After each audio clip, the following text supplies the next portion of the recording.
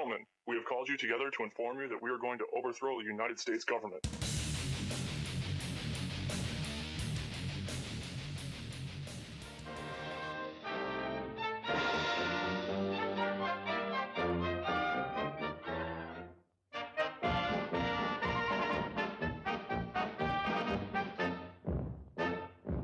The affirmative task we have now is to actually create a new world order. Create a new world order. A new world order. A new world order. We bring the world new order. A new world order. Eure Hitlers golden order. A new world order. Eure Hitlers golden order. A new world order. We bring the world new order. Because the global order is changing again. And the institutions and the rules that worked so well in the post-World War II era for decades, they need to be strengthened. And some have to be changed. So we have to do what we do best. We have to lead. We have to lead. We have to update the global rules of the road. We have to do it in a way that maximizes benefits for everyone, because obviously it's overwhelmingly in our interest. This is not a zero-sum game. It's overwhelmingly in our interest that China prosper, that Mongolia prosper, that nations big and large, east and west. We have to level the playing field so that American companies and workers can compete in the world, that the competition is fair and it's healthy. To the first point, we came into office facing the worst financial recession since the Great Depression. We had to unfreeze the credit markets, reform the financial system, inject demand back into the economy. And while this agenda is far from complete, we've made significant progress with all of your help. The economy is now added private sector jobs every month, disappointing this month, but they nonetheless added jobs.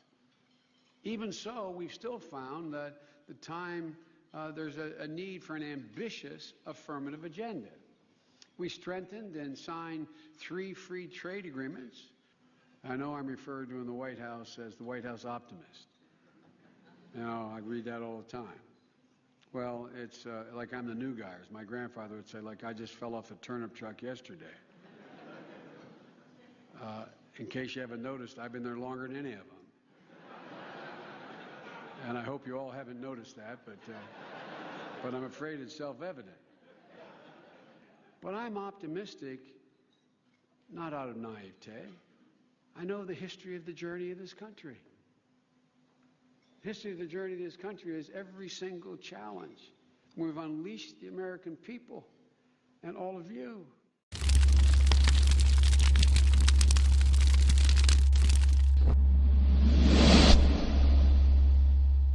We bring the world new order. Eure Hitlers golden order. A new world order. A new world order.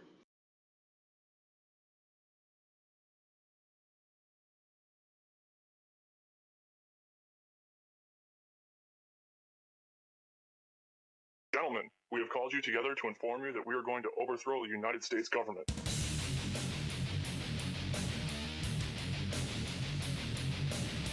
Do you still think that jet fuel brought down the World Trade Center? Does anybody else see a problem here? If the government has nothing to hide, why are they so afraid to answer a few questions? This story does not add up. Listen to me. Listen to your head. Don't listen. Don't listen to anything they say.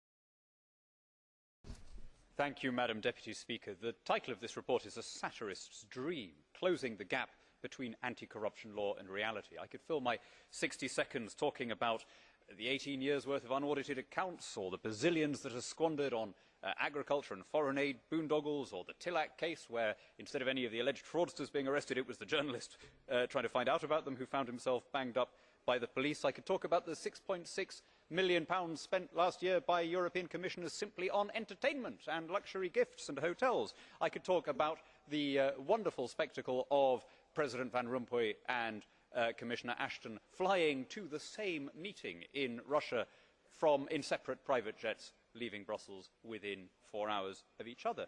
Instead, I'll confine myself to saying this. These things happen not because the EU attracts particularly bad people. I mean, of course, it attracts some bad people. Man is fallen, and like all institutions, it contains those who give in to temptation. It happens rather because there is no link between taxation, representation and expenditure at Brussels level. It was Milton Friedman who said there's two kinds of money in the world. There's your money and there's my money. The trouble is that in the EU, it's all your money. Hence negligence, corruption, fraud, and what we see before us today. Mr. Co-President Nigel Farage, Freedom and Democracy. Well, good morning, Mr. Van Rompuy. You've been in office for 1 year, and in that time, the whole edifice is beginning to crumble. There's chaos. The money's running out. I should thank you. You should perhaps be the pin-up boy of the Eurosceptic movement. But just look around this chamber this morning. Just look at these faces. Look at the fear. Look at the anger. Poor old Barroso here looks like he's seen a ghost. You know, they're beginning to understand that the game is up, and yet in their desperation to preserve their dream, they want to remove any remaining traces of democracy from the system. And it's pretty clear that none of you have learned anything. You know, when you yourself, Mr. Van Rompuy, say that the euro has brought us stability, I suppose I could applaud you for having a sense of humour, but isn't this really just the bunker mentality? You know, your fanaticism is out in the open. You talked about the fact that it was a lie to believe that the nation state could exist in a 21st century globalised world. Well, that may be true in the case of Belgium, who haven't had a government for 6 months, but for the rest of us, right across every member state in this union, and perhaps this is why we see the fear in the faces, increasingly people are saying, we don't want that flag, we don't want the anthem, we don't want this political class, we want the whole thing consigned to the dustbin of history. And we had the Greek tragedy earlier on this year, and now we have the situation in Ireland. Now I know that the stupidity and greed of Irish politicians has a lot to do with this. They should never ever have joined the euro. They suffered with low interest rates, a false boom and a massive bust. But look at your response to them. What they're being told, as their government's collapsing, is that it would be inappropriate for them to have a general election. In fact, Commissioner Wren here said they had to agree their budget first before they'd be allowed to have a general election. Just who the hell do you think you people are? You are very, very dangerous people indeed. Your obsession with creating this euro state means that you're happy to destroy democracy. You appear to be happy for millions and millions of people to be unemployed and to be poor. Untold millions must suffer so that your euro dream can continue. Well, it won't work, because it's Portugal next. With their debt levels of 325% of GDP, they're the next ones on the list, and after that, I suspect it'll be Spain.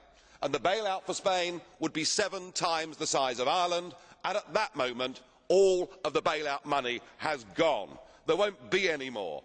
But it's even more serious than economics, because if you rob people of their identity, if you rob them of their democracy, then all they are left with is nationalism and violence. I can only hope and pray that the euro project is destroyed by the markets before that really happens. Thank you. They cannot create the world of Orwell. They have to manipulate us to create it. And what they're doing all the time, and a lot of this stuff in the movies, which are feeding you what they want to happen, look at all the movies over the last decade or so, more and more now all the time, that are portraying this very police state and this very Orwellian fascist Agenda 21 world that I've been talking about. They're doing that for a reason. It's to implant that in the subconscious so it becomes reality through humans' creative imagination. They have to get us to do it. Number one, the fascist global state is not coming because we're not fricking having it anymore.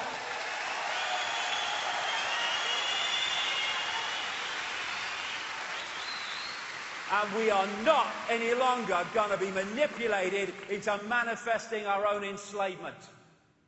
And when they tell us to be quiet, we shout bloody louder. Silence is consent. Can you hear us now? If you want to be free, then don't run and hide. This is a time for looking the world in the bloody eye. Together. Coming together. Strength does not come from physical capacity, it comes from indomitable will, Mahatma Gandhi. And that will says we are not having it anymore. Human race, get off your knees. What are you doing down there? Hey!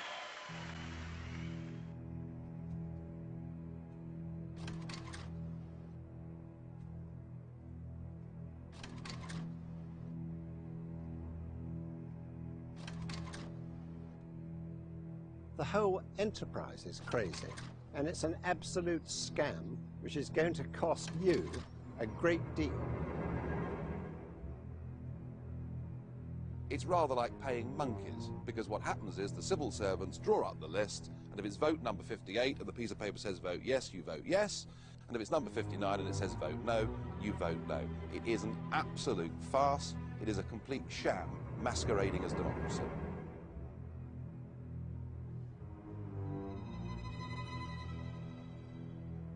What you're about to hear will both surprise and outrage you.